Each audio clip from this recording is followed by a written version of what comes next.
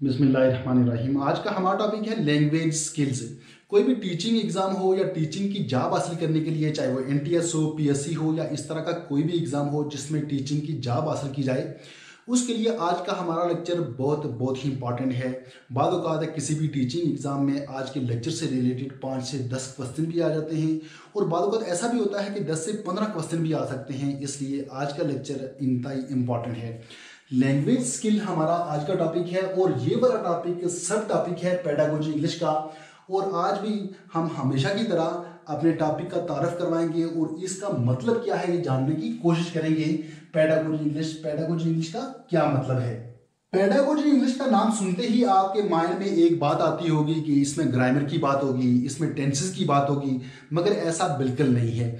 Pedagogy का मतलब क्या है? पेडागोजी की डेफिनेशन ये है कि टीचिंग लर्निंग प्रोसेस में जो जो टूल्स यूज होते हैं, जो जो चीज़ें इस्तेमाल होती हैं, उस पूरे प्रोसेस की स्टडी का नाम पेडागोजी है। उसमें क्या क्या चीज़ें इस्तेमाल होती हैं, कौन कौन से टूल्स यूज होते हैं और उन तमाम टूल्स का जो मुताला है उसको पेडागोजी कहा जाता है।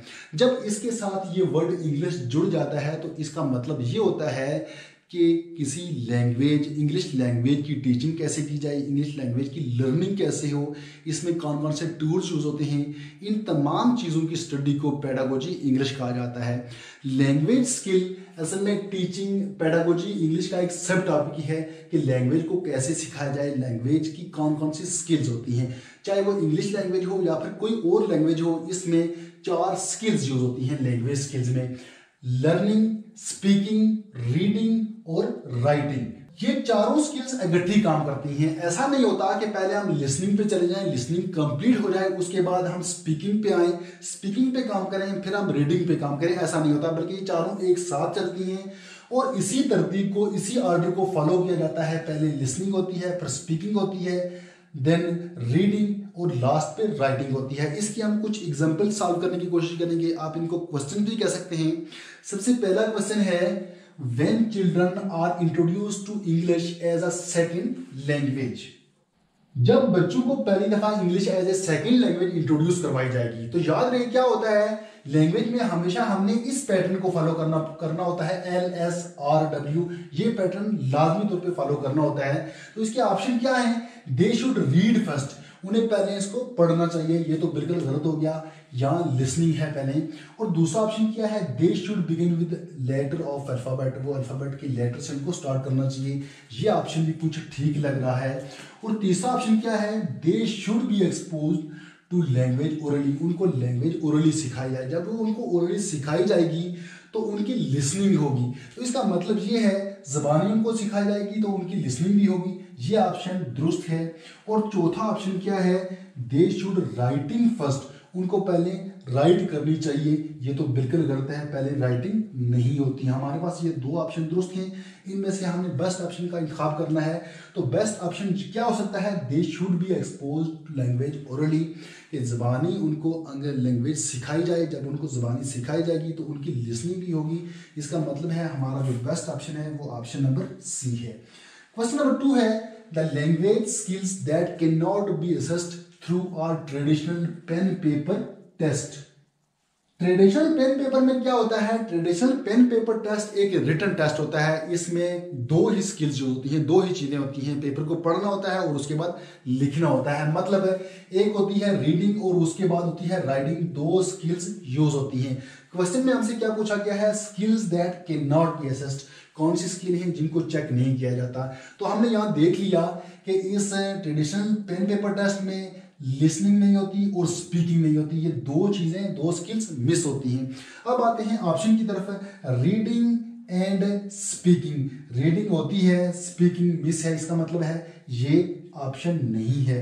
राइटिंग एंड लिसनिंग, राइटिंग तो होती है और लिसनिंग मिस होती है। इसका मतलब है ये भी गलत है।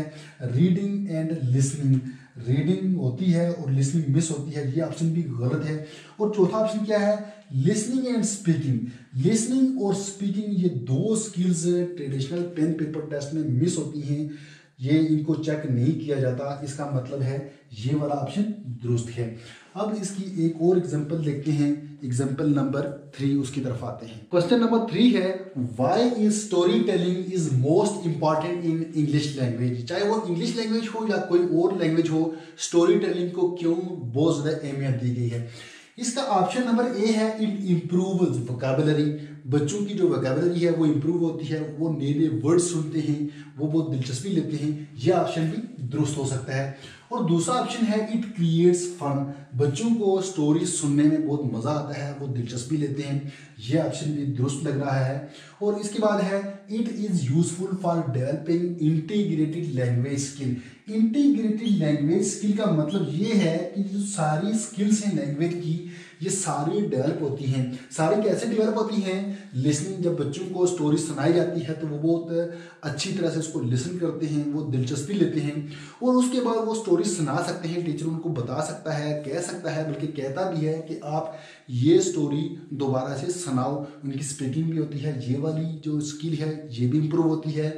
और रीडिंग, टीचर बच्चों को स्टोरी रीड करने के लिए भी दे सकता है। वो खुशी खुशी किसी स्टोरी को रीड भी करते हैं क्योंकि उनको उसमें मज़ा आता है, वो दिलचस्पी लेते हैं, रीड भी करते हैं। और उसके बाद स्टोरी को अच्छी तरह से राइट भी कर सकते हैं क्योंकि स्टोरी उन्होंने बहुत दिलचस्पी से सुनी होती है और खुशी खुशी लिख भी सकते हैं। इसका मतलब ये है कि इंटीग्रेटेड लैंग्वेज स्किल, ये सारी स्किल्स डेवलप होती हैं स्टोरी टेलिंग में। ये वाला ऑप्शन ज़्यादा बेहतर है। चौथा ऑप्शन क्या है? It develops values among students. ये स्टूडेंट्स के दरमियान वैल्यूज की भी डेवलपिंग होती है, डेवलप होती हैं वैल्यूज, उनकी मॉरल वैल्यूज डेवलप होती हैं। उनकी जो वैल्यूज हैं वो भी डेवलप होती हैं कि वो स्टोरीज में बहुत सारी ऐसी स्टोरीज होती हैं जिनमें मॉरल वैल्यूज बताई गई होती हैं, उनका कोई ना कोई मॉरल होता है। ये ऑप्शन भी दुरुस्त है। हमने क्या करना है, इन चारों में से बेस्ट ऑप्शन का इंतखाब करना है। तो बेस्ट ऑप्शन कौन सा हो सकता है? Useful for developing integrated language skills. ये सारी जो स्किल्स हैं ये स्टोरी टेलिंग में डेवलप होती हैं। और ऑप्शन नंबर जो सी है ये दुरुस्त ऑप्शन है। क्वेश्चन नंबर 4 है, question number 4, which one of the following is true regarding English language. इनमें से जो हम ये 4 ऑप्शन हैं, कौन सा ऑप्शन बेस्ट है या कौन सा ऑप्शन बेहतर है? Language skills are not interrelated with one another. ये जो 4 स्किल्स हैं ये आपस में एक दूसरे के साथ इंटर रिलेट नहीं होती। इसका मतलब है ये जो पहला ऑप्शन है, ऑप्शन नंबर ए, ये गलत है क्योंकि ये चारों स्किल्स इंटर रिलेट होती हैं। नंबर बी है, नंबर 2 ऑप्शन है, language skills should be learned as per students level. Language skills students को उनके लेवल के मुताबिक सिखानी चाहिए। ये ऑप्शन भी कुछ दुरुस्त लग रहा है। और तीसरा ऑप्शन है, language skills handle language learning. Language जो स्किल्स हैं, हैंडल का मतलब है बढ़ाना, ये लैंग्वेज लर्निंग को बढ़ाती हैं, उनको इम्प्रूव करती हैं। ये ऑप्शन भी कुछ बेहतर है। और चौथा ऑप्शन क्या है? Language skills are interrelated with one another. Language skills आपस में एक दूसरे के साथ इंटर रिलेट होती हैं, मुंसलिक होती हैं। सारी चारों की चारों इकट्ठी चलती हैं, एक साथ चलती हैं। और जो चौथा ऑप्शन है ये ऑप्शन भी दुरुस्त है।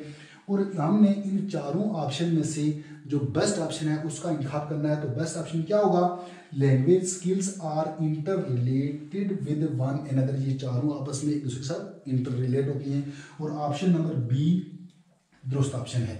ये एक मुख्तसर सी वीडियो थी, 4 हमने इसमें एमसीक्यूज डिस्कस किए। आप इनको 4 एग्जांपल भी कह सकते हैं या 4 क्वेश्चन भी कह सकते हैं।